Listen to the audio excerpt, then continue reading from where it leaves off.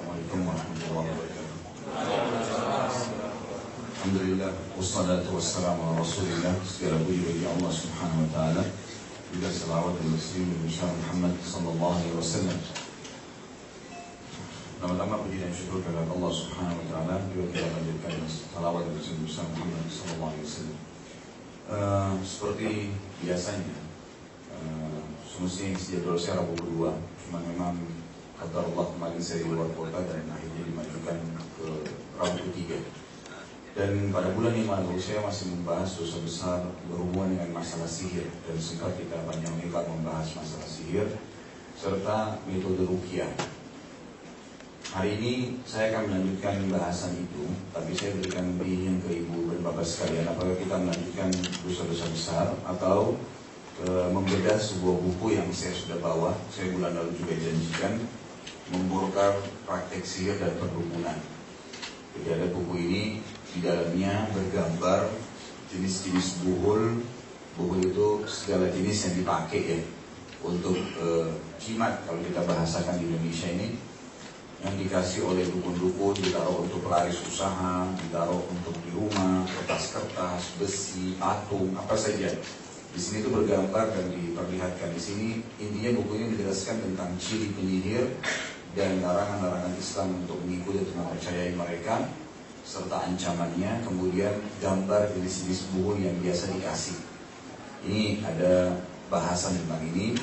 Dan juga bulan lalu saya bilang ada buku tuntunan doa ruqyah. Ini juga sudah saya bawakan. Ini ada infaknya 15.000, yang ini 10.000 rupiah. Jadi bagi bapak ibu yang berminat nanti untuk mengetahui masalah ini bisa lihat di sini. Kemudian ada buku satu juga saya bawa, ini referensi utama juga dalam masalah memperbaiki akidah kita. Jangan takut dengan syaitan. Karena memang di Indonesia ini umumnya sinetron kita, film-film kita itu semua memang mendukung syaitan. Jadi syaitan ini masuk ke manusia dari dua pintu utama, takut dan emosi. Takut dan emosi. Nah kalau kita sudah takut, makanya selalu umumnya ya, dukun-dukun itu kalau kita datangin tempatnya, maka pasti gelap, ada tengkorak-tengkorak. Memang begitu, karena dia harus membuat pasiennya takut dulu. Karena pada saat dia takut, maka setan-setan yang bekerja dengan dia itu bisa mempengaruhi orang yang masuk nanti. Termasuk setan yang bekerja sama dia itu bisa membaca pikiran kita. Jadi setan itu bisa membangkitkan syahwat, bisa membuat orang marah, bisa membuat orang senang. Makanya orang kalau berbuat maksiat dibangkitkan syahwatnya oleh setan, gitu kan? Jadi setan itu bisa masuk ke situ. Nah, salah satu pintu paling besarnya adalah takut. Kalau kita lewat di sebuah kuburan, kita lewat di sebuah rumah yang pernah ada orang bunuh diri, pasti setan di sekitar rumah itu atau kuburan itu membesar-besarkan masalah. Mau kita takut nanti kalau kamu balik akan kelihatan nanti begini, nanti begitu, beragam macam. Kalau kita mengiyakan, tidak menepis, nanti dia makin menguasai kita. Nanti dia makin menguasai. Jadi buku ini menjelaskan tentang siapa itu syaitan sebenarnya. Dan seperti apa sih sebenarnya syaitan, kekuatannya. Mereka sangat lemah ya. Mereka sangat lemah. Salah satu metode ruqyah, Bapak Ibu sekalian itu. Kalau orang itu sedang kesurupan, misal ada tetangga, ada kerabat di Bapak Ibu yang kesurupan, lalu Bapak Ibu mau membantu dia. Coba menggunakan metode ruqyah yang saya ajarkan kemarin, bulan lalu, membaca ayat-ayat dasar saja ya. Tapi kalau punya buku ini lebih bagus lagi, karena ini lebih lengkap, macam-macam dalamnya. Tapi yang dasar adalah membaca Al-Fatihah, ayat kursi, Al-Ikhlas, Al-Falaq, An-Nas, ditiup ke telapak tangan. Kemudian Bapak Ibu setiap selesai waladhdallin, amin, tiup. Kemudian baca lagi ayat kursi, wa huwal aliyyul azim, habis Al-Kursi, tiup lagi. Al-Ikhlas, ya. Walam yakul lahu kufuwan ahad, tiup lagi. Terus begitu sampai selesai, kemudian usapkan dari kepala sampai ke kaki. Caranya kita usap dari kepala sampai kaki, niatnya untuk membentengi diri. Karena biasanya kita kalau meruqyah orang itu, penyihirnya nyerang kita juga gitu. Ya. Nyerangnya itu sebenarnya karena dia takut setan yang ada di badan pasien ini atau orang ini itu akan mati dengan ruqyah, akan terbakar dengan ruqyah. Maka dia tidak mau ya suruhannya dia istilahnya kena, gitu kan? Suruhannya kena. Maka kita usapkan dulu diri kita dengan ayat ruqyah tadi, kemudian kita meruqyah dia. Nah, meruqyah dia dengan membacakan ayat, kemudian meniupi di badannya, baca Al-Fatihah ditiup di badannya. Lalu sambil dihardik, kamu harus keluar wahai musuh Allah. Jadi kan biasanya dia akan kepanasan dengan bacaan ayat itu. Kemudian dia umumnya, syaitan itu memberontak umumnya. Nah kalau dia berontak, Bapak Ibu pakai metode ruqyah yang lain. Cukup baca Bismillahi Allahu Akbar, lalu tunjuk ke arah dia yang sedang sakit itu, kemudian bilang, dengan izin Allah kau akan terikat, kekuatan kamu semuanya lumpuh. Lalu lingkarin badannya orang itu dengan jari kita saja. Syaitannya itu merasa terikat, dia nggak bisa keluar. Saya pernah menghubungi seseorang pas dia kesurupan, lalu saya bilang, kamu tidak akan pernah bisa lari dari orang ini sampai kamu bertaubat kepada Allah. Saya baca Bismillahirrahmanirrahim, kamu terlilit dengan rantai ini. Saya cuma lingkarin badannya orang itu. Syaitannya bilang gini, kamu mengikat saya nggak bisa bergerak. Dia nggak bisa bergerak gitu. Jadi begitu lemah. Atau dia coba mengeluarkan jurus-jurus. Biasanya kalau belajar bela diri atau tenaga dalam itu, nanti kalau di ruqyah, jinnya berontak dengan jurus-jurusnya gitu kan. Nah itu mudah sekali dengan ruqyah. Bahkan mungkin hanya dengan membacakan Bismillahirrahmanirrahim Allahu Akbar, tunjuk ke arahnya, kamu pasti akan lumpuh dan kamu jatuh. Dia jatuh betul. Dia nggak bisa lagi bereaksi. Jadi begitu luar biasanya ayat-ayat Al-Quran ini ya. Jadi ruqyah itu metode yang luar biasa. Nah saya selalu sarankan jemaah saya pribadi untuk selalu menerapkan ruqyah sehari-hari di rumah. Salah satunya dimulai dulu dari bagaimana mengetahui kalau kita ini ada sihir atau ada setan. Sama tadi ya, kalau ada buku ini dibaca, sambil dibuka, dibaca, ayatnya ditiupin ke telapak tangan. Kalau tidak punya buku ini bisa baca tadi Al-Fatihah, ayat kursi, Al-Ikhlas, Al-Falaq, An-Nas, ini yang dasar. Tiupin telapak tangan, kemudian usapin dari kepala sampai kaki. Kayak kita praktekin bulan lalu ya. Nah itu kalau ada sihir, ada indikasi sihir, apapun sifatnya, kita kena sihir atau kita pernah belajar sihir, maka akan terasa merinding di tempat tertentu atau panas hanya dengan usapan ayat ya. Hanya dengan usapan ayat. Nanti kita akan merinding atau merasa mual, merasa mau sendawa, mau buang air kecil, mau buang air besar dari hasil usapan ayat ruqyah tadi di telapak tangan kita sendiri. Maka itu berarti ada indikasi kita kena sihir ya, atau memang kita pernah belajar. Karena di Indonesia ini biasanya penyihir-penyihir ini soalnya dipakai istilah-istilah yang bagus ya. Kalau saya selalu bilang kan, kalau masih bulan lalu orang-orang ini sebenarnya orang tidak pintar. Tapi kalau di Indonesia dibilang apa? Orang pintar. Salah itu. Dukun-dukun itu bukan orang pintar, orang bodoh. Karena mereka memang merusak. Semuanya merusak. Mereka minta tolong dengan syaitan, bersekutu dengan syaitan. Sementara kita dalam Islam tidak boleh berteman, bersahabat, ngobrol, makan, menikah sama syaitan. Gak boleh. Kalau datang, diapain? Diapain Bapak Ibu sekalian kalau syaitan datang? Diusir. A'udzubillahi minasyaitonirrajim. Gak boleh datang. Gak boleh mengganggu kita. Maka harusnya seperti itu. Jadi dukun-dukun ini mereka bekerja sama-sama syaitan, bersekutu dengan syaitan. Sementara syaitan ini dalam ciptaan Allah itu golongan jin di bawah manusia. Golongan jin itu di bawah manusia. Manusia pemimpin mereka. Jadi manusia nggak boleh minta tolong sama jin sebenarnya, gitu kan? Mereka yang membutuhkan manusia ya.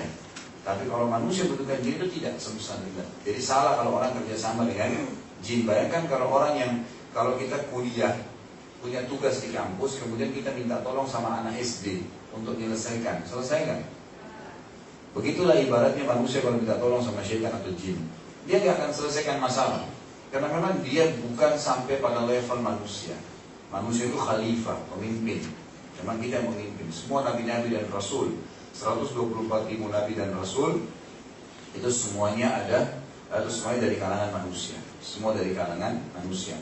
Nah Bapak Ibu terapin apa yang saya ingatkan bulan lalu. Coba terapi ruqyah, tadi usapin diri. Kalau terasa ada yang tidak nyaman, ulangin sampai 3 kali gitu kan?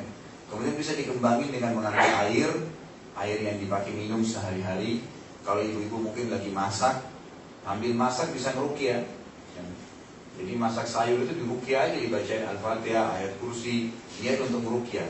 Jadi kalau keluarga kita yang lagi makan itu memang kena sihir, maka itu sekaligus jadi terapi. Ada pernah satu orang di masa saya, dia ngeruqyah galon air dia. Ternyata anaknya kena sihir.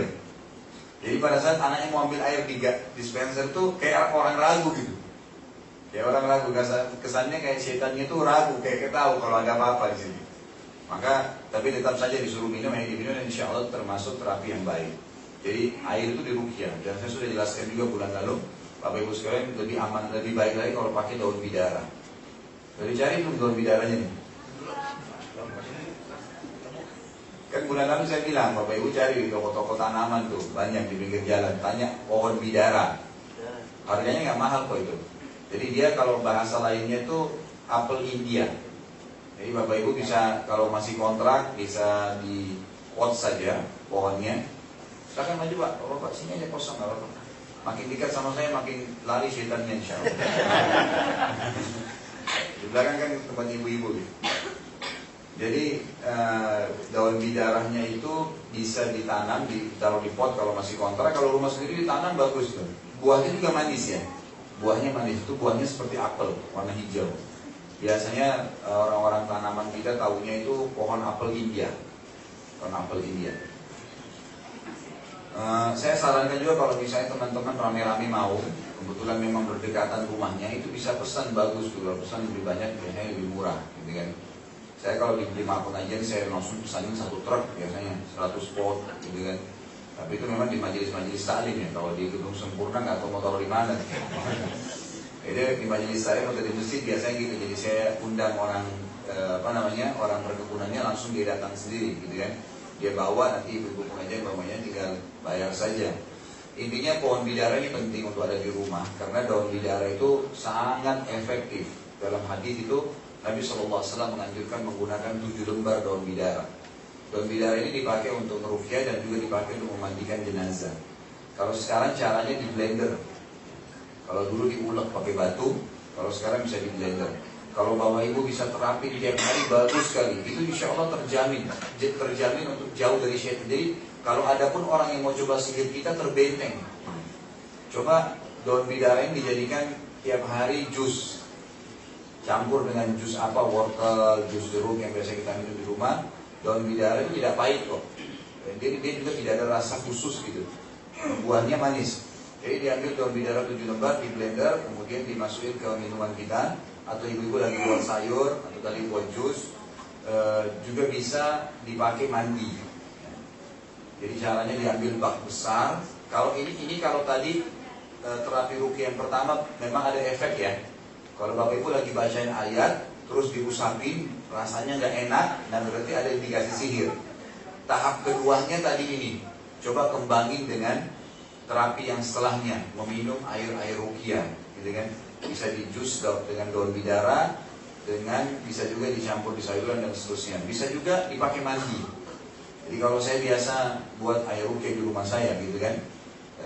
Bak mandi yang besar, itu saya taruhin daun bidara 7 lembar 14 atau 21 di blender, dicemplungin di dalam ember, kemudian sambil diaduk dengan tangan sambil bacain ayat ruqyah terus ditiupin ke air itu. Nah, itu bisa dipakai mandi. Mandinya nggak usah gil, tapi cukup diambil 1 gayung, kemudian diambil diusapin di badan.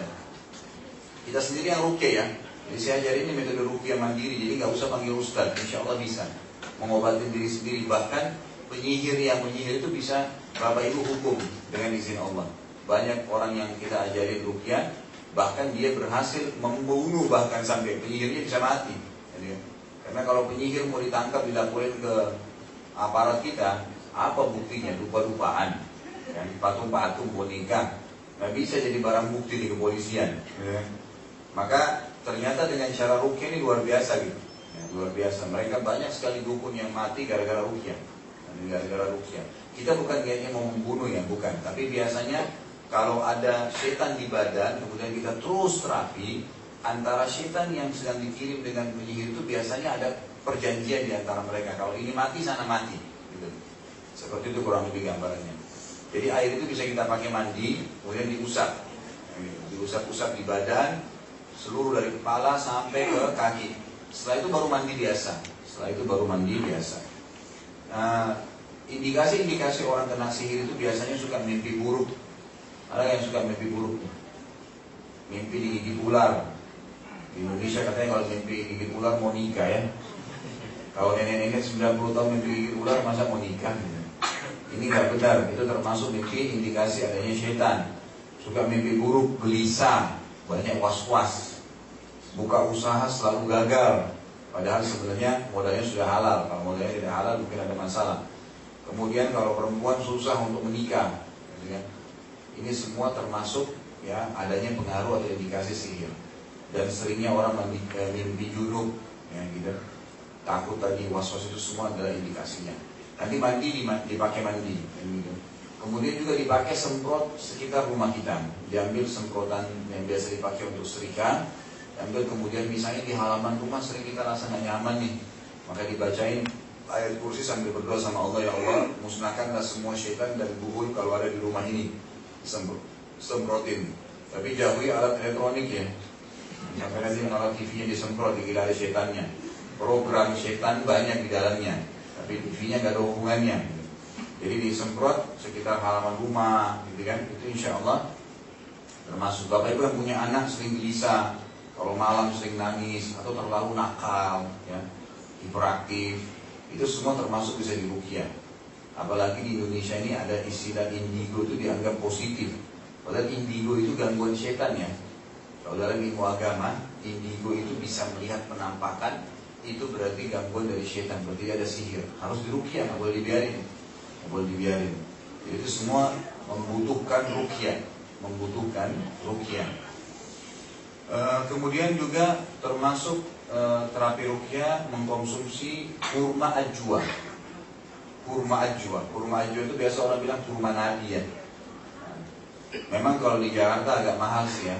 Mungkin harganya itu kalau di tempat-tempat yang sedang itu sekitar 450.000 harganya per kilo. 1 kilo itu mungkin kalau dimakan per harinya 7 butir ya. Karena memang sunnahnya makan pagi hari 7 butir. Dan ini ajwanya harus ajwa Madinah. Jadi kalau Bapak Ibu beli, tanya ajwa Madinah bukan. Atau kalau ada keluarga lagi umroh ya, dan musim haji itu, titip aja. Tolong beliin saya, kalau di Saudi lebih murah. Saudi itu paling 100 real 1 kilonya. Itu bisa beli, nanti kalau memang kena sihir, maka dimakan 7 butir. Itu termasuk terapinya insya Allah, ya, terapi. Kemudian juga boleh ibu-ibu dan bapak sekalian meruqyah madu yang dikonsumsi, itu kan minyak zaitun, minyak habbah sauda, itu diruqyah, dibacain sendiri terus diusapin kalau mau tidur malam. Itu insya Allah termasuk terapi yang sangat efektif. Tolong teman-teman di Indonesia ini difahami, dukun itu karena kita mayoritas muslim di Indonesia banyak gelarnya kiai, ustadz, kan gitu, pak haji, banyak sekali. Padahal sebenarnya mereka dukun. Kalau kita sudah datang ke satu orang yang ciri-ciri penyihir itu begini, sering nanya siapa nama ibu kamu, bukan nama ayah. Biasanya kalau nanya siapa nama ibu, karena nisbat kita dalam agama itu ke ayah, bukan ke ibu. Jadi nggak perlu tanya nama ibu kandung sebenarnya. Sayangnya instansi kita semuanya ikut-ikutan nih. Nama ibu kandungnya siapa? Itu sebenarnya pertanyaan para dukun tuh. Mestinya kan siapa nama ayahnya. Sekarang kalau kita bernama misalnya si A bin ayahnya kan nggak mungkin ditanya nama ibunya. Nah mereka biasanya nanya ke nama ibu. Kemudian mereka biasanya menitipkan buhul tadi. Buhul itu apa? Macam-macam ya. Saya kalau lagi mau terapi ruqyah, biasanya saya minta Bapak Ibu yang punya buhul ini store dulu ke saya. Nanti ada yang kasih kemarin itu 1 kresek. Isinya ada kris kecil, ada tulisan, ada minyak wangi, ada cincin, ada macam-macam. Untuk apa ini? Ya untuk supaya disayang sama atasan. Ada untuk laris dagangannya, ada untuk supaya tambah disuka sama setiap orang yang lihat, atau semuanya, atau sayang suami istri dan semuanya. Ini semua tidak boleh Bapak Ibu sekalian. Apalagi kita biasa terpengaruh dengan tulisan-tulisan Arab, ini berbahaya.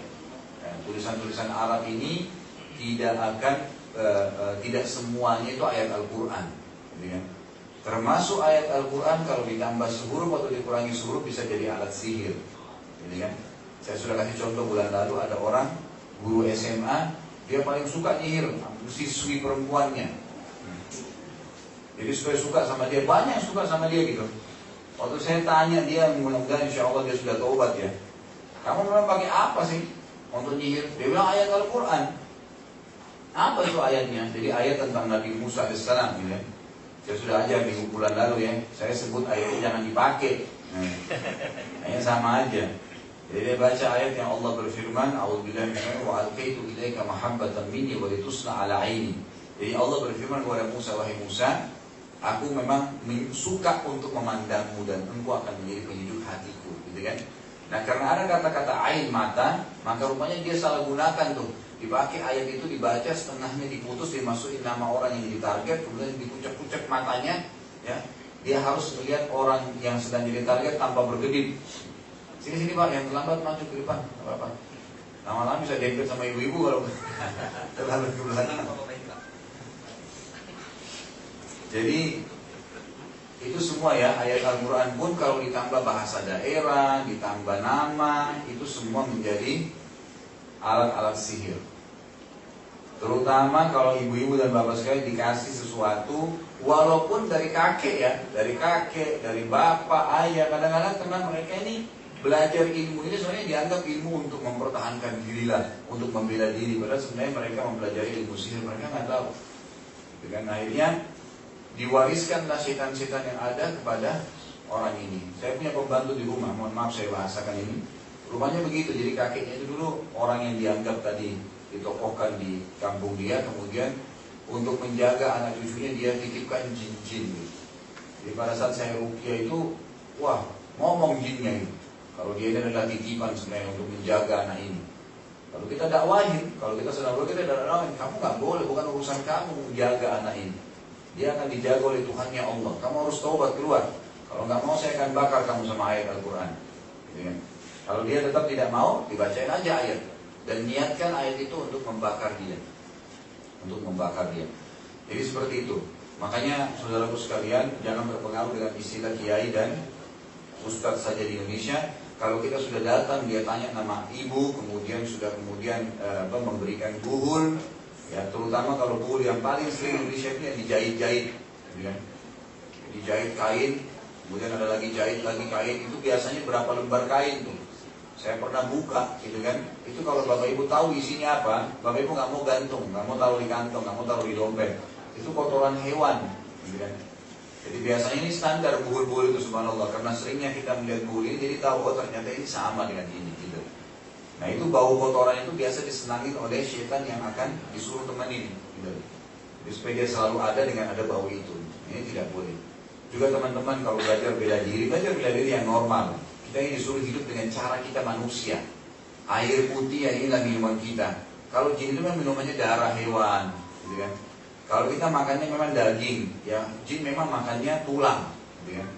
Mereka punya dimensi waktu berbeda, postur tubuh yang berbeda, paras yang berbeda, cara ngomong yang berbeda. Kita nggak boleh, nggak dilarang berbaur sama mereka, tidak usah kenal mereka. Kalau datang diusir, gitu kan, tidak boleh sama sekali. Maka hiduplah normal sebagai manusia dengan cara kita. Kalau kita ingin pekerjaan kita berprestasi, ya kerjakan dengan cara profesional, kuasain dengan ilmunya. Gitulah. Mau dagangannya laris, jaga kebersihan, ya. Atur administrasi dengan rapi, jaga kualitas makanan atau kualitas produknya, insya Allah akan baik, gitu kan. Secara manusiawi. Maka itu yang dianjurkan di dalam agama. Allahu'alam. Jadi ini saya berharap teman-teman bisa menangkap, termasuk juga kalau tadi saya bilang belajar bela diri itu tolong belajar bela diri yang normal saja manusiawi.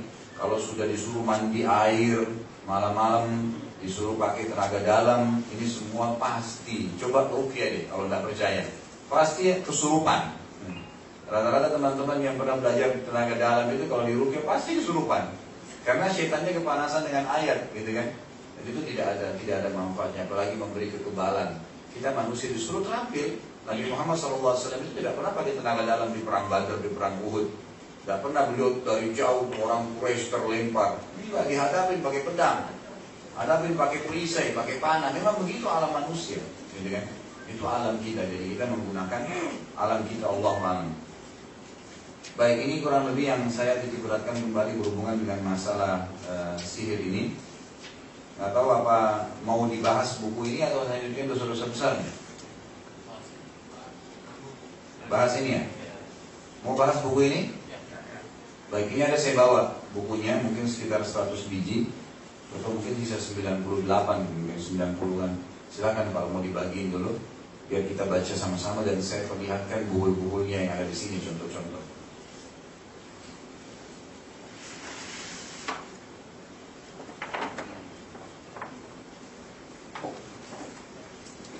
maaf tanpa niat untuk berdagang ya, saya bukan niat dagang nih. Emang buku-buku ini ada infaknya, ini 15.000 rupiah, buku rupiahnya 10.000 rupiah kalau memang mau. Ini juga Bapak Ibu kalau lihat di luar pun memang sudah sebegitu harganya. Tujuannya bukan untuk menjual, untuk mempermudah saja supaya kita milikin gitu.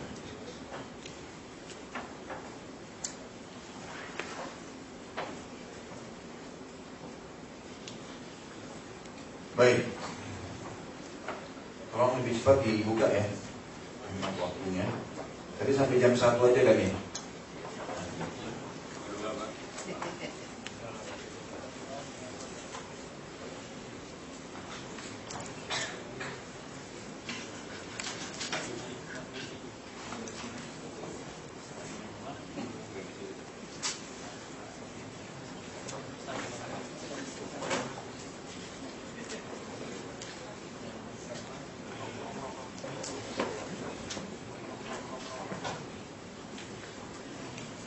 Kalau sudah pegang bukunya, kita buka halaman 35 ya. Saya mulai dengan halaman 35, tanda-tanda tukang sihir. Perlu juga Bapak Ibu tahu ya, tukang sihir ini di dalam agama Islam, kalau memang dia kerjanya menyihir, itu nggak dikasih kesempatan taubat. Ya, di dalam Islam itu kalau sudah penyihir, maka hukum syar'inya itu ditangkap, dipenggal. Memang sudah begitu. Dari zaman Nabi Muhammad SAW sampai sekarang hukum Islam berlaku begitu. Karena mereka ini membuat kerusakan dan bersekutu dengan setan-setan, maka tidak boleh dibiarkan. Coba dibuka halaman 35, tanda-tanda tukang sihir. Tanda-tanda tukang sihir dan dukun cukup banyak. Kata penulis, aku akan mengemukakan kepada kalian sebagian dari tanda-tanda mereka, contoh dan gambarnya. Di antara tanda-tanda mereka adalah bertanya kepada yang sakit atau pasien tentang namanya dan nama ibunya. Ya. Kemudian yang kedua, meminta hewan dengan kriteria tertentu. Misal ayam hitam, gitu kan. Kemudian begini dan begitu ciri-cirinya. Yang ketiga, meminta darah dari hewan yang disembelih dengan tanpa menyebut nama Allah saat menyembelihnya. Mengoleskan darah pada bagian-bagian tubuh pasien yang sakit. Dan memerintahkan agar membuang sembelihan tersebut di tempat-tempat reruntuhan atau dekat batu atau dekat pohon. Yang keempat, meminta jejak dari orang yang datang kepadanya seperti pakaian dalam, sisir, kuku, rambut, atau fotonya. Jadi ada 3 foto di situ ya. Dilihat di halaman 36, itu kurang lebih bagian-bagian yang diambil dari pasien tadi. Misal rambutnya, kukunya, itu contohnya diambil oleh penyihir. Biasanya diminta. Nah ini kalau kita pergi, jangan pergi kalaupun sampai ketemu dengan orang begini, berarti jelas dia adalah penyihir. Jangan pernah minta tolong kepadanya. Yang kelima, menulis mantra-mantra atau simbol-simbol, huruf-huruf lepas, nomor-nomor atau persegi 4 dan lingkaran. Seperti dilihat gambar halaman 37 tuh. Dan umumnya itu tulisan dalam bahasa Arab. Umumnya tulisan dalam bahasa Arab. Seperti ini kurang lebih ya. Biasanya kalau kita di Indonesia yang saya temukan juga hampir sama, kertas fotokopian, kemudian ada tulisan Arab, ada gambar bintang, ada gambar hewan, ada gambar pedang. Ini semua buhul. Jangan terpengaruh dengan bahasa Arabnya saja. Ini masih ada buku 2 rupiah nih. Kalau ini juga ada yang mau yang jangan takut setan.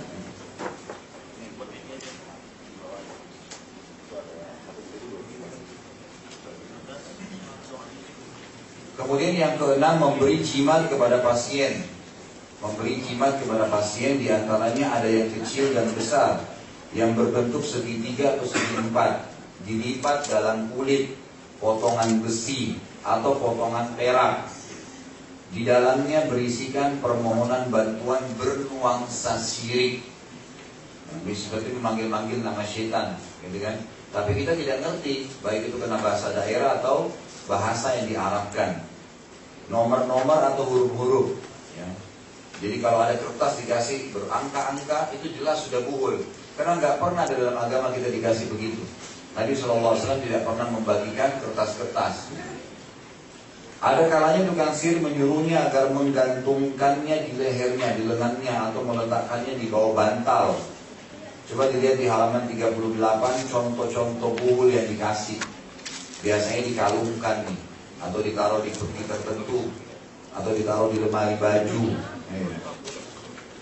Yang ketujuh, memberikan benang dari bulu binatang atau tali yang ada bundalan simpulnya. Biasanya tali dibundel-bundel. Bapak Ibu juga kalau tadi menerapkan metode ruqyah di rumah, kemudian kita sudah semprotin ruqyah rumah itu, coba jalankan 2 minggu minimal ya. Nanti dalam 2 minggu itu kalau ada buhul-buhul, subhanallah, itu kalaupun ada ditanam di halaman rumah segala itu nanti akan keluar, kelihatan tuh. Biasanya kita temukan ada benang yang sengaja ada simpul-simpulnya. Diambil, kemudian dibacain An-Nas, dibakar. Setiap dapat buhul bakar ya. Setiap bahan buhul bakar, karena buhul itu kalau dibakar setannya mati, gak mengganggu lagi. Yang ke-8, memberikan pasien barang-barang untuk ditanam di dalam tanah. Misal supaya rumahnya tenang, tanamkan ini di halaman rumah, tanamkan di belakang rumah. Itu kalau Bapak Ibu pernah dikasih, pernah ada satu ibu pengajian ngaku sama saya. Jadi untuk supaya suaminya betah di rumah, dia datang ke orang tidak pintar tadi, ya. Kemudian dikasih dan disuruh tanam di halaman rumahnya, tapi sudah nyebar, dia udah nggak tahu di mana tempatnya lagi. Saya bilang coba diingat-ingat, siapa yang tanam waktu itu suruh bongkar kembali dengan membacakan ayat ruqyah. Insya Allah minta kepada Allah dikeluarkan, keluar nanti buhulnya. Ini contoh-contoh gambar di halaman 39 tuh, yang biasa pasien dikasih barang-barang untuk ditanam. Ya. Yang ke-9, memberikan pasien kertas-kertas yang bertuliskan mantra-mantra dan memberikan dupa untuk dibakar pada waktu terbenam matahari, terbit matahari, atau waktu istirahat siang. Istilahnya kailula. Ini seperti kalau kita biasa kembang, di Indonesia ini paling sering kembang. Kembang 7 warna, kalau di piring, nanti dibakar ya, wangi, baunya iya wangi, tapi itu sudah cara. Mohon maaf yang banyak di koran-koran itu, memanjangkan alat vital. Bapak-bapak itu semua pakai setan ya, hati-hati. Nanti kalau ke sana biasanya dikasih syarat tuh, dikasih syarat, jadi kan nanti disuruh makan apa, ketan atau disuruh apa. Nah itu syaratnya. Nanti kalau bapak makan, nanti setannya yang masuk ke kemaluan dia, kesannya dia melihat besar, padahal sebenarnya tidak. Emang begitu itu permainan sihir, karena sihir itu kan mempermainkan mata manusia. Jadi nggak usah, jangan nikmatin yang Allah kasih saja. Rumah erat gimana? Sama itu semua. Tanpa menyebutkan namanya. Sekarang bahkan saya kan bilang bulan lalu ya, dukun-dukun itu sekarang udah keren-keren. Itu Deddy Corbuzier, Tommy Raphael, siapa yang bilang mereka bukan dukun? Nyata itu. Mereka cuma modern saja. Menepuk orang, kemudian suruh bisa buat apapun, itu sihir. Itulah sihir hakikatnya. Cuma sekarang dikemas, jadi kesannya hiburan. Itu berbahaya sekali. Nah, makanya orang-orang yang biasa ibadahnya ada, tentu orang ibadah juga tidak hadir ya. Kalau dia hadir di situ, maka itu biasanya ya, pasti kalau dilihat matanya, oh ini ada ibadahnya nih, setannya bilang nggak bisa, disuruh turun nggak bisa. Tapi kalau yang hadir memang dasarnya orang sholatnya sudah Senin Kamis, suka buat maksiat, nah ini gampang sekali, tekuk langsung tidur, buat ini, buat itu, alasannya alam tidur. Ya itulah hipnotis, hakikatnya kan begitu, ditepuk bisa buat apa saja yang dia mau kan. Itulah kurang lebih, itu tidak boleh dalam Islam, tidak boleh, memang dilarang, yang tidak boleh. Kemudian menuliskan untuk pasien huruf-huruf lepas pada bejana, pada piring keramik, atau pada potongan-potongan kayu dengan material tertentu yang bisa dicairkan, atau dengan za'faran. Za'faran ini wangi-wangian. Ya, lalu ia memerintahkan orang yang datang kepadanya agar mencairkan atau meminumkannya. Yang ke-11, memberikan kepada orang yang datang kembali padanya, baik orang yang sakit maupun selainnya, sebotol air yang dalamnya ditaruh sebagian kertas yang dituliskan mantra-mantra dan permohonan bantuan kepada setan. Lalu memerintahkannya agar mandi dengannya di tempat yang tidak terurus lagi hancur, atau kuburan yang sudah ditelantarkan. Ini contoh air galonnya ya, biasanya air galon, kemudian dikasih sesuatu, disuruh isi. Membuat garis di atas pasir, membaca cangkir dikasih kopi, disuruh pasien minum, Kemudian dia bilang, saya baca diri kamu dari sini ya. 14, membaca telapak tangan. Ini yang paling sering nih. Ya, ini garis tangan saya nih, ditebak-tebak sama dia. Nah itu termasuk ya cara-cara dukun. Yang ke-15, dukun menaruh kerikil, rumah, kerang, biji kurma atau biji gandum di atas kulit binatang buas atau di atas sepotong kain yang khususnya ditenun untuk praktek ini. Ini contoh-contohnya. Yang paling sering itu kerang, ya kerang-kerang. Kemudian menuangkan timah. Ini juga ada praktek dan ada fotonya di situ yang biasa dilakukan. Ya. Kemudian 17, memberikan cincin yang diukir dengan sebagian simbol dan mantra. Nah, ini juga seringkali tuh cincin ini sudah ada isinya nih, jual sekian juta. Pokoknya siapa saja yang lihat kamu jadi segan. Nah, ini nggak usah, orang nggak perlu gitu-gitu ya. Pakai cincin normal aja. Nah saya perlu kasih tahu juga ya, kalau bapak ibu nanti terbiasa ngeruqyah, kalau di sebelahnya bapak ibu itu orang yang ada sihirnya, dia gelisah. Ada teman saya peruqyah itu, dia asli Betawi kebetulan, Ustaz Sahal, Masya Allah, anaknya baik, ibadahnya bagus.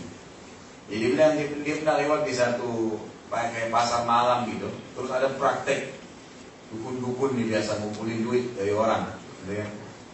Waktu dia lewat masih jauh, didatangin sama orangnya itu, bang jangan ganggu kami bang. Kata Ustaz, saya nggak ganggu apa-apa, saya cuma lewat. Oh tolong bang jangan ganggu. Wah nggak boleh, jangan ganggu, jangan balik. Karena pernah terjadi. Ini kasus nyata. Mereka lagi praktek, ada orang yang ini dipotong kepalanya, ternyata masih hidup lagi. Praktek, orang banyak nonton. Ada satu anak, rupanya baru pulang dari belajar ngaji, lewat ikut nonton, gitu kan? Nah dia rupanya diajar sama ustadznya kalau kagum bilang Allahu Akbar. Nah pas lagi dia dimotong, anak ini bilang Allahu Akbar, gak kembali kepalanya. Lah iya, akhirnya anak kecil itu diserang, disihir.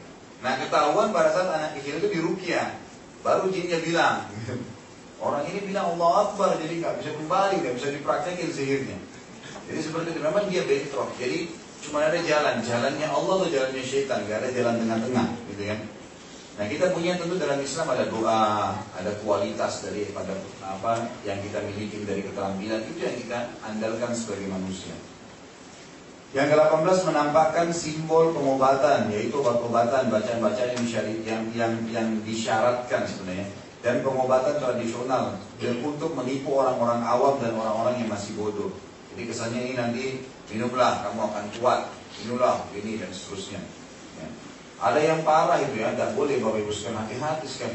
Jangan malah percaya mereka ini pembohong semuanya. Ada pernah kasus, jadi rupanya dia dalam rumah tangganya diganggu sama syaitan nih. Kesannya si suami ini nggak pernah bisa menguasai istrinya. Kisah nyata, dia datang ke dukun. Sama dukunnya disyaratkan, saya buat apapun sama istri kamu, kamu terima. Nanti setelah itu dia akan bisa puas. Sama dukunnya sampai digaulin istrinya di depan dia. Ya, sampai itu. Dan dia memberikan pengakuan ke publik itu pada saat dia pulang ke rumahnya, setiap dia bergaul sama istrinya selalu puas. Ternyata itu bukan, saudaraku, itu sudah permainan setan. Udah permainan setan, dan itu kebodohan sekali. Bahaya, sampai dukunnya itu menggauli gitu kan di depan dia, dan itu dia terima dengan alasan tadi. Memang didaunkan dia pada saat dia berumah tangga oleh setan supaya dia pergi ke orang-orang yang seperti ini. Jadi kita bisa punya terapi. Saya sarankan Bapak Ibu juga nanti beli buku. Bukunya itu Pengobatan ala Nabi. Cukup tebal sih, mungkin sekitar 70 ribuan harganya. Tapi itu perlu ada di rumah. Pengobatan ala Nabi. Kalau nggak salah terbitan Darul Falah ya. Itu coba dibeli, nanti dilihat tuh, banyak sekali untuk menjaga stamina, kesehatan, apa macam-macam. Itu ada, secara manusiawi ada, dan itu memang betul terbukti. Yang ke-19, menyuruhnya agar menggantungkan kharaza ini manik-manik biru atau wada'ah, ya, rumah kerang di leher hewan tunggangan, kendaraan atau di dalam rumahnya. Kita ada gambar-gambarnya. 20, memerintahkannya agar memakai pakaian tertentu pada hari tertentu. Pakaian ini dipenuhi dengan mantra-mantra dan simbol-simbol. Coba lihat gambar halaman 46 tuh. Jadi kalau Bapak Ibu pernah dikasih baju penuh dengan tulisan-tulisan mantra, itu semua tujuannya untuk sihir tadi. 21, tukang sihir menulis kita memohon perlindungan kepada Allah darinya, Al-Quran, dengan barang-barang najis dan darah haid. Kadang-kadang ayat Quran tapi dihina sama dia. Dikasih hal-hal yang najis begini, merendahkan Al-Quran dan menghinakannya, menuliskan sebagian ungkapan syirik, simbol-simbol, permohonan bantuan dan tulisan-tulisan yang keji. Maha suci Allah dari apa yang mereka lakukan. Kemudian 22, tukang sihir atau dukun memberikan kepada orang yang datang kembali kepadanya benda-benda aneh seperti telur yang bertuliskan mantra atau gembok yang dilipat dalam kulit dan sudah dimantrain. 23, menyuruhnya agar membawa kulit serigala atau giginya atau mengikatkan benang-benang hitam pada mobilnya. Semua ini termaksud ketergantungan kepada selain Allah. Dalam hadis disebutkan barang siapa yang bergantung kepada selain Allah maka dia dipasrahkan kepadanya. Lihat gambar yang halaman 48, ada mobil truk ditaruh kain hitam di kaca spionnya, gitu kan? Nah, seperti itu. 24, meminta benda-benda aneh yang sulit untuk dipenuhi. Jika pasien tidak mampu mendatangkannya maka tukang sihir meminta sejumlah besar uang darinya seraya mengatakan kepadanya, aku akan mendatangkannya untukmu dari Raja Jin. Di antara contohnya adalah meminta 11 tikus yang ditangkapnya pada waktu istirahat siang, atau meminta 1 tikus yatim, atau keragutan. Jadi semua sudah aneh-aneh gitu, aneh-aneh. 25, tukang sihir atau dukun mengabarkan identitas seseorang, namanya, nama ibunya, daerah asalnya, atau problem yang sedang dihadapi karenanya datang. Jadi pada saat seseorang di antara kita, insya Allah naudzubillah, jangan sampai datang ke dukun, gitu kan? Itu pada saat kita sudah mau masuk rumahnya karena niat memang mau bertanya padanya, maka syaitan di sekitar rumahnya sudah ditugasin itu memang membaca pikiran kita. Jadi pada saat dulu dia sudah tanya, nama kamu si fulan ya, nama orang tua kamu ini. Karena syaitannya sudah ngumpulin informasi, kamu punya masalah ini ya, supaya kita percaya. Kalau percaya maka akan besar efek daripada sihir itu sendiri. Jadi saya sarankan kalau punya masalah kembali kepada Allah. Maksudnya datang kepada ustaz, ya. Datang kepada ustaz yang benar, kepada kiai. Saya punya masalah begini, bagaimana jalan keluarnya? Pasti tuntunannya Allah berkata, Rasulullah bersabda, disuruh tuntut ikuti agama. Tapi kalau pendukun pasti larinya kepada hal-hal yang seperti ini. 26, memberikan air kepada sebagian pasien seraya memerintahkannya agar meletakkannya di bawah cahaya bintang-bintang. Itulah yang biasa mereka sebut dengan air yang terkena cahaya bintang. Ini termasuk praktek para tukang sihir. 27, memaskamit dan membaca azimat dan mantra-mantra yang tidak bisa difahami maknanya. 28, menyuruh pasien agar menggundali benang-benang atau tali-tali pada pohon tertentu.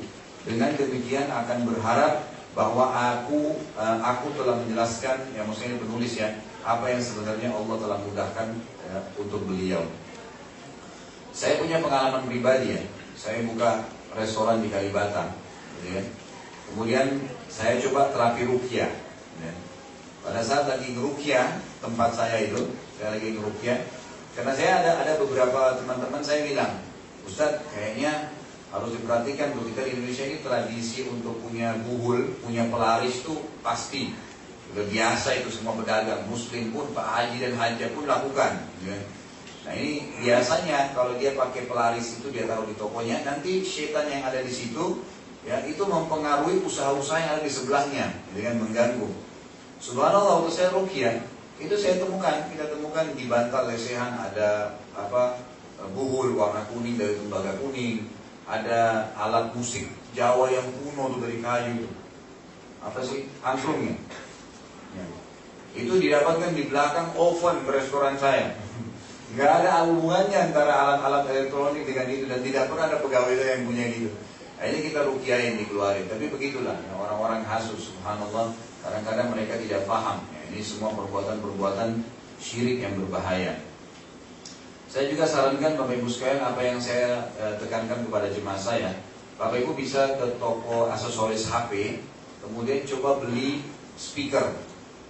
Minta aja saya mau speaker yang biasa disambung ke HP itu. Kalau tidak salah kemarin saya belinya harganya 100.000 yang bagus ya. Dia bulat gitu, speakernya besar, Masya Allah. Kalau misalnya kurung dia satu rumah suaranya. Itu saya beli 100.000, kemudian bisa dimasukin memori HP. Bapak Ibu download aja sendiri ayat-ayat ruqyah. Download, masukin ke memori HP, kemudian masukkan ke dalam situ, bunyi di rumah. Biarnya 24 jam. Jadi nggak apa-apa ditaruh di ruang belakang. Kalau di rumah saya itu Bapak Ibu berkunjung, ya pasti mau masuk itu kedengar ayat ruqyah. Nyala terus di ruang tamu saya taruh speaker itu, kecuali kalau ada tamu baru saya kecilkan terus saya pause. Kalau enggak dia jalan sendiri. Bisa juga diputar 30 juz Al-Quran, itu bagus. Karena surah Al-Baqarah itu kan setan lari dari rumah yang ada surah Al-Baqarah ya. Jadi nggak ada setan di situ. Jadi pernah ada orang sakit, kemudian datang ke rumah saya pada saat di ruqyah, gitu kan. Kemudian dia ketakutan setannya. Lalu dia bilang, rumah ini panas, nggak bisa masuk karena banyak ayat. Jadi di rumah saya maksudnya dia. Padahal saya baca Al-Quran sih ya biasa saja normal. Cuman ayat ini saya biarin di speakernya 24 jam. Termasuk saya taruh di restoran saya, putar, anak pegawainya dengar. Ya itu kalau kita lagi tutup malam, jadi dia selalu ada ayat ruqyah. Karena memang sudah memasyarakat kita ini masalahnya ya. Sudah kayak hal yang biasa sihir itu. Dan ini berbahaya sekali. Ingat kata Nabi SAW bulan lalu kita jelaskan, siapa yang mendatangi penyihir bertanya saja, tidak percaya, cuma nanya, tidak diterima sholatnya 40 hari. Kalau dia bertanya dan percaya, maka dia telah kufur kepada apa yang diturunkan kepada Muhammad SAW. Sekalian ini harus diperhatikan ya. Baik, ini ada penyembuhan ya, penyembuhan mungkin ini insya Allah bisa dipelajari. Nanti ini dibaca sendiri poin-poinnya. Saya mau coba ajak lagi Bapak Ibu untuk praktek ruqyah lagi, mau ya? Hah? Ibu-ibu aja yang mau nih? Bapaknya nggak mau. Baik, 6 menit ini sampai jam 1 karena waktunya. Kita coba pakai terapi ruqyah yang saya ajarin bulan lalu ya. Coba praktek lagi sekali. Tapi begini, mohon kerjasamanya Bapak Ibu sekalian, mohon. Jadi yang pertama, memang Bapak Ibu niat ikhlas mau mengobatin diri. Jadi nggak bisa berpengaruh ayat ruqyah itu kalau Bapak Ibu gini niatnya. Saya masih mau pakai deh, gitu kan? Misalnya supaya kebal, supaya disuka orang, itu nggak bisa. Nah, itu nggak boleh. Emang itu syirik, nggak boleh. Jadi memang niatnya mau melepas itu, mau melepas. Atau biasa dikatakan nggak apa-apa punya khadam dari jin, nggak boleh punya khadam. Kita nggak boleh sama mereka, nggak perlu. Allah sudah mengutus malaikat raqib atid mengawasin kita. Nggak usah khawatir, kita punya malaikat, nggak usah panggil setan. Sudah ada malaikat menemani kita, ya. Jadi tolong kerjasamanya. Kemudian Bapak Ibu niatkan sebelum saya ruqyah ini, Bapak Ibu niatkan taubat kepada Allah Subhanahu Wa Taala. Kalau memang pernah punya berbuat salah, ya punya kesalahan, bertobat pada Allah. Kemudian yang ketiga, minta kepada Allah agar dijaga dan tidak berpengaruh terhadap diri kita, artinya tidak menguasai diri kita sendiri. Baik, ini terapi dasar dari ruqyah, nanti bisa dipraktekin di rumah ya, Dibuka telapak tangan, kita baca Al-Fatihah. Bacanya tentu sebenarnya harus masing-masing ya, tapi ini kita bacain supaya sejalan. Coba.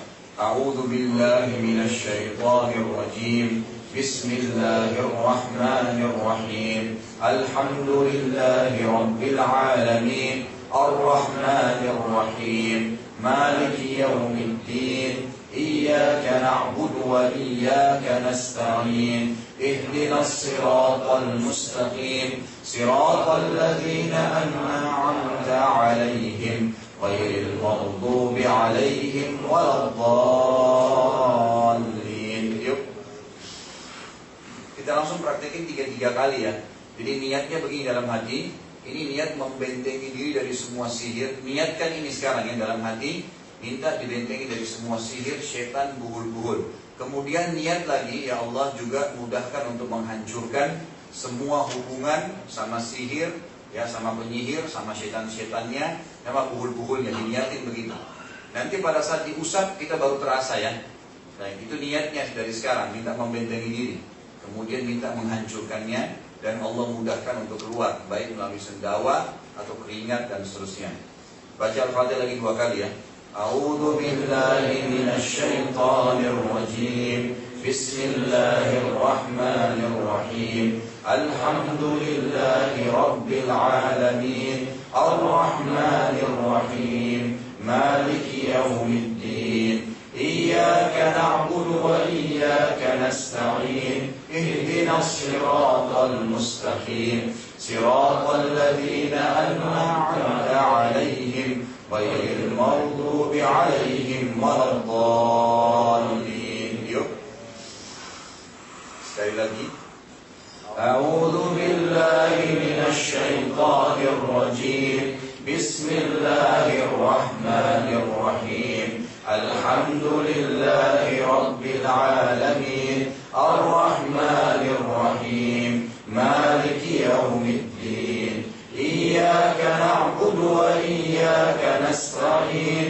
اهدنا الصراط المستقيم صراط الذين أنعمت عليهم غير المغضوب عليهم ولا الضالين. Sekarang ayat kursi. A'udzu billahi minasy syaithanir rajim. Bismillahirrahmanirrahim. Allahu la ilaha illa huwal hayyul qayyum. La ta'khudhuhu sinatun wa la nawm. Lahu ma fis samawati wa ma fil ard. Man alladhi yashfa'u 'indahu illa bi'idhnihi. يعلم ما بين أيديهم وما خلفهم ولا يحيطون بشيء من علمه إلا بما شاء وسع كرسيه السماوات والأرض ولا يئوده حفظهما وهو العلي العظيم. أعوذ بالله من الشيطان الرجيم. بسم الله الرحمن الرحيم. الله لا إله إلا هو الحي القيوم لا تأخذه سنة ولا نوم له ما في السماوات وما في الأرض. من ذا الذي يشفع عنده إلا بإذنه. يعلم ما بين أيديهم وما خلفهم ولا يحيطون بشيء من علمه إلا بما شاء وسع كرسيه السماوات والأرض ولا يئوده حفظهما وهو العلي العظيم. Sekali lagi. A'udzu billahi minasy syaithanir rajim. Bismillahirrahmanirrahim. Allahu la ilaha illa huwal hayyul qayyum la ta'khudhuhu sinatun wa la nawm lahu ma fis samawati wa ma fil ard. Man alladhi yashfa'u 'indahu illa bi'idhnihi. يعلم ما بين أيديهم وما خلفهم ولا يحيطون بشيء من علمه إلا بما شاء وسع كرسيه السماوات والأرض ولا يئوده حفظهما وهو العلي العظيم. Ingat, minta sama Allah supaya dihancurkan semua buul-buul dan setan-setan, dan minta supaya tidak dikuasainya. Jangan ada yang kesurupan, walaupun ada setan di badannya. Minta supaya dia tidak menguasai kita. Minta sama Allah supaya kita yang mengalahkan dia. Karena kalau tidak biasanya ada pengaruh respon biasanya. Baik, baca Al-Ikhlas. A'udzu billahi minasy syaithanir rajim. Bismillahirrahmanirrahim. Qul huwallahu ahad. Allahus samad. Lam yalid wa lam yulad wa lam yakul lahu kufuwan ahad.